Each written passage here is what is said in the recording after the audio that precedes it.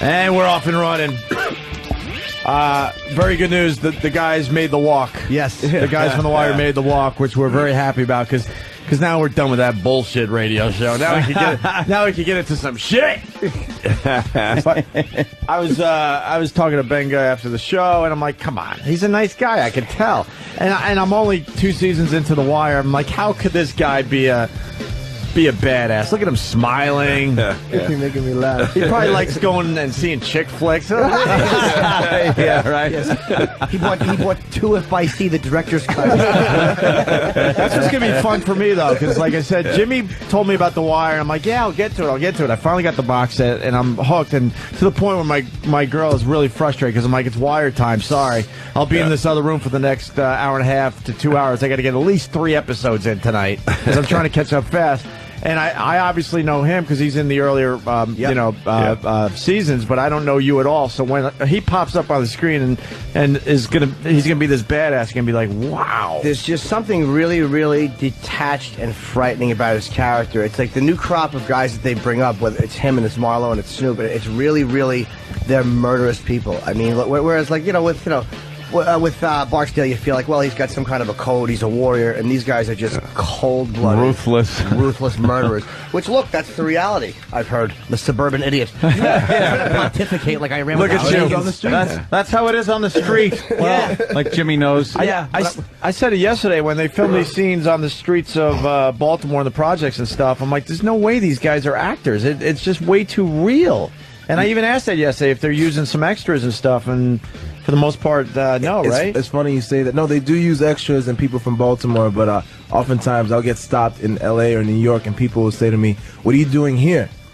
Like they expect me to be on a corner in Baltimore. I'm like, I'm an actor. And like, yeah. I mean, it's wild. People don't realize that, but I think it's credit to the show. Oh yeah. It may also be why this show doesn't get nominated because they don't think they're actors on it. But, well, no, I think that's right. Is they say, well, they're just like people, and they're not actors, and so there's just people that got off the street. Yeah, and they just got some people on the show. It was just true.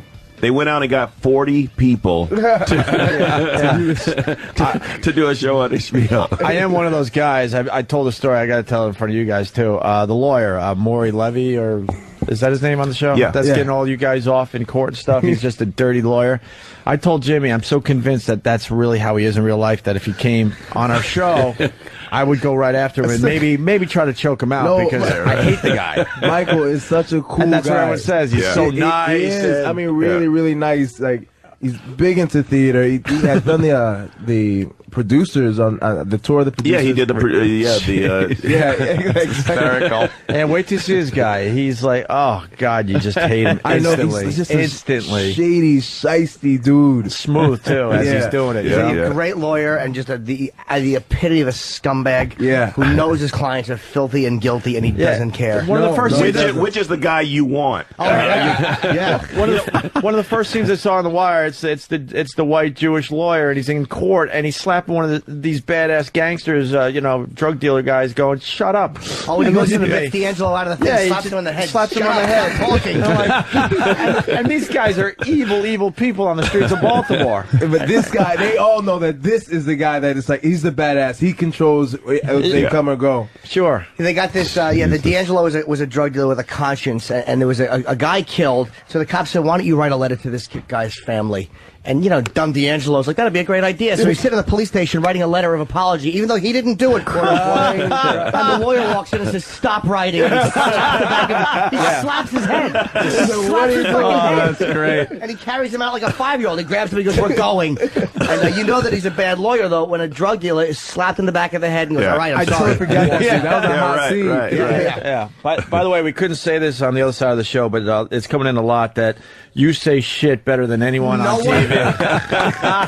Can you give us one? Never in my wildest dreams. I mean, it was just one of those things, that you do, and next thing you know, it's like I'm walking down the street and everybody's, "Can you just do that for me? Can you do it?" It's like, look, man, I gotta go, man. I'm late for an appointment. Just one time. Yeah. Shit.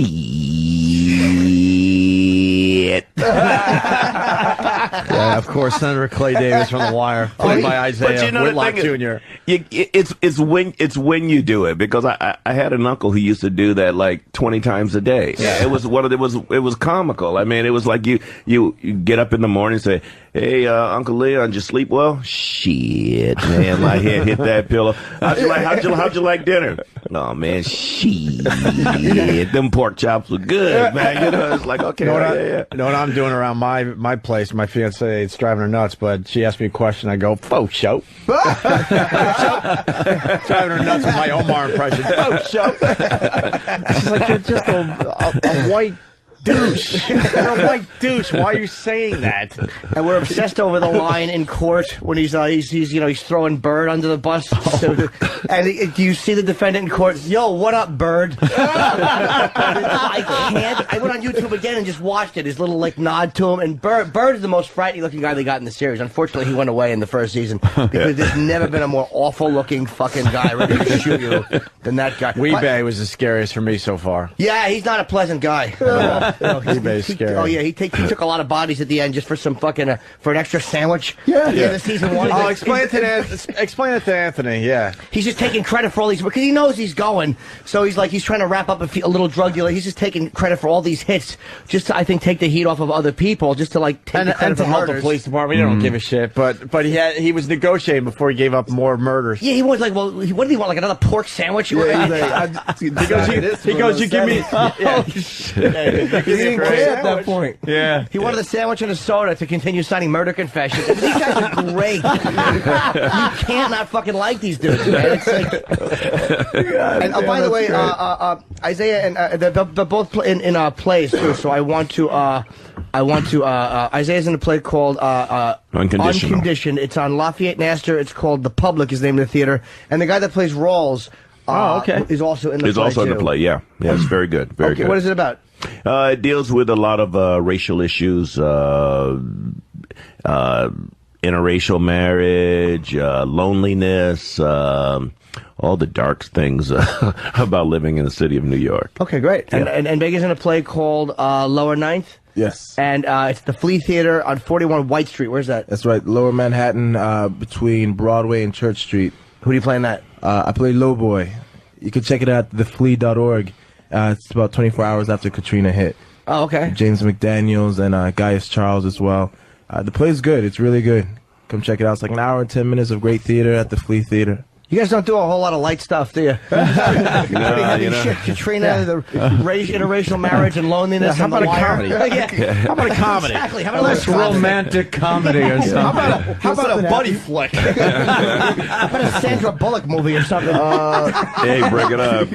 You know, you got some dirty work. Call me, man. Do a black-white cop flick. You know, yeah, something fun. Some sort of. We got to get along with each other. That's another beauty of this show. There's just none of that shitty cop dialogue they have, you know, like this. Procedurals. Yeah, they're just drunks. They all beat suspects, and you know, it's across the board. They're all just cops. There's none of that hacky cop shit you see. Yeah. With hacky cop dialogue. No, the cops are all believable. On this show, no one is all good or all bad. Right. Even the sociopathic killers and the cops. They're all trying to do the best they can in the world that they have. I mean, however fucked up it is.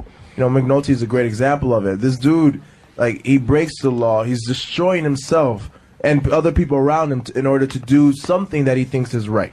You know, now, has he crossed the line? Yeah. Is he right to do it? Maybe not. You know, it brings up all types of questions in you while you watch this show. Now, you guys, are you based out of New York? Where are you guys based out of? Yeah. New York City. Oh, you've all, okay. Yeah. And so is Andre, and I think Michael Williams is New York, right? Yeah. Fucking great. Bunch of hardcore theater New York actors, and they don't nominate it for Emmys. The fucking Emmys should just have ryerson sprinkled on the tables. What a bunch of assholes.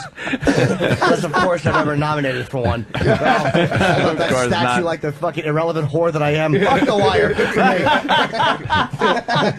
me. You do well in L.A., my friend. Thing is, though, I always say, they can do what they want. I'm still going to try to do good work and just kind of let the chips fall where they may.